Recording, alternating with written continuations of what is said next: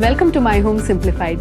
This is the first of many sessions to come where we will be simplifying my home to you. We have with us experts from the architecture and design community and Saint-Gobain together at the roundtable today. Let's get started.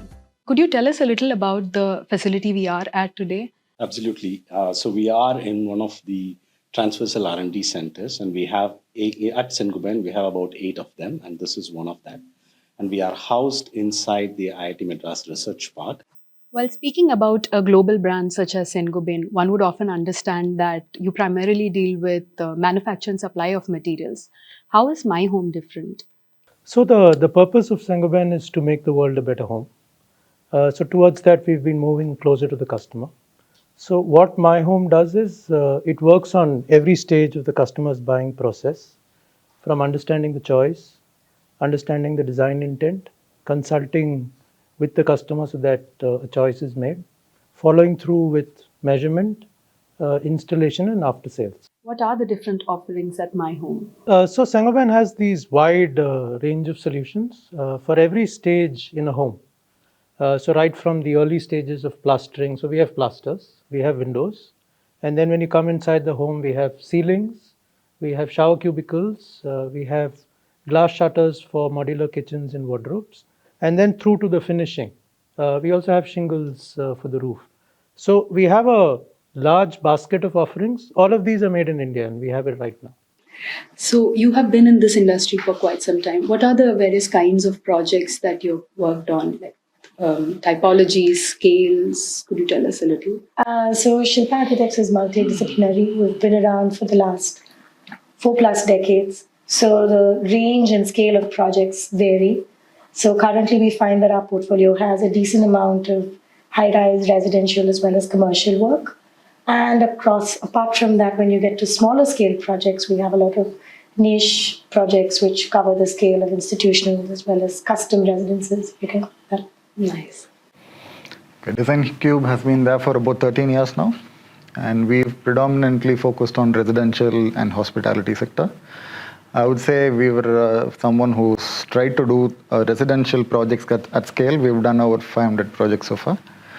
And we've also operated on multi-cities, like we had offices in Bangalore, Coimbatore, Jaipur, and Chennai. What for you are your biggest challenges? The thing is, architects are the ones who are looked upon to get a project delivered end-to-end. Right. But unfortunately, we are not in full control of the whole process. Generally, we tend to be really good at conceptualizing and creating different ideas, which are something. But where we really stumble is in the implementation, is to find people in the market that can put these materials together and sort of assemble it in a composite manner. And not only that, just see it through the installation process so that it's installed well, it's put in the way the material is supposed to be actually functioning and working. So that's the kind of gap. Large kitchen companies. So we used to have just the lacquered glass.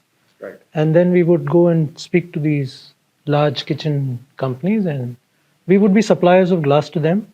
And there was a 5x, a 6x by the time it goes to the end consumer. And then we were trying to figure out why is it, where is the cost going?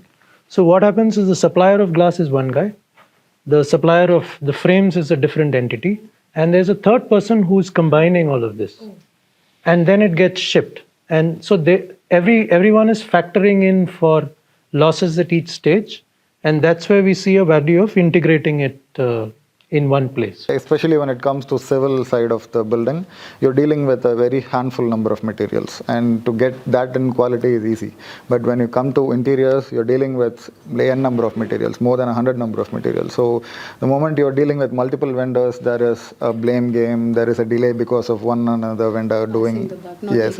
So, and at the end of the day, the reputation of the architect goes down because of that, even though like the architect doesn't play much role in it. So I think if a major player is getting into handling most of the things in terms of execution, that we see as a very positive thing happening. Right. As designers, what are the custom-made solutions that you often look for? Or I think when it comes to the residential sector, it's mainly kitchen and say wardrobes, because these are the moving parts which when we do it on site doesn't really last that long. And when you say a custom made thing, I'm talking about where industrial expertise can be utilized in a home. So I would say kitchen and wardrobes mainly. Also certain parts of the toilet space is something we'll probably be happy when an industrial manufacturer gets into it. While designing in a new context is always exciting, I'm sure it comes with its own challenges, be it sourcing the right materials, getting the right products. And could you tell us a little about some roadblocks that you would have faced when you were working outside your city or region? Right. So this is a problem that we constantly run into. A very recent example from our own studios was something that we faced when we were working on a high-rise residential project. So in both Chennai and Bangalore, we've managed to find the right people to work with to come in and install railings which are of a certain safety category standard, as well as the height, because these are taller than normal buildings and things like that. But when we moved to the new geography and were looking for someone equivalent in another city in Hyderabad, we ran into a problem, because there was someone who was able to do the glass aspect, able to do the bottom aluminium rail, but not able to do the curvature, right, or not able to do some other little design aspect that we thought would, really add that zing to the design. And so I just wanted to understand, is this something that MyHome or Saint-Gobain could offer, or are they like quality assurances or even just geographic agnostic kind of offerings that you can have for us? When you said that you don't get the same level of standardization across various geographies, so what we've done is we've built these local partnerships. So for us to deliver the promise, it's important to have local partnerships that are very strong in the markets that we operate. So what we've done is across about 63 cities today, we have teams that are able to deliver one kind of experience to the end customer as well as the designer. So we respect the intent and are able to deliver it. And so that's why we say what we commit is we're careful on what we commit. So it's defined, it's out there, and then we're able to replicate it. So we do a lot of standardization in parts of what we do. We've got the digital part of it, and with algorithms built in, which is easy to check and standardize.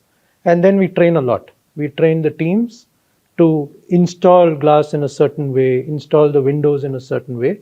And then we have checks and balances. There's somebody who goes there and checks the installation, certifies that it's indeed meeting the standards of what we've committed. And like I said, we're learning every day. So we've got a score out of 2 out of 5 with customers, and that's been so valuable because they've said that, this is what I didn't like.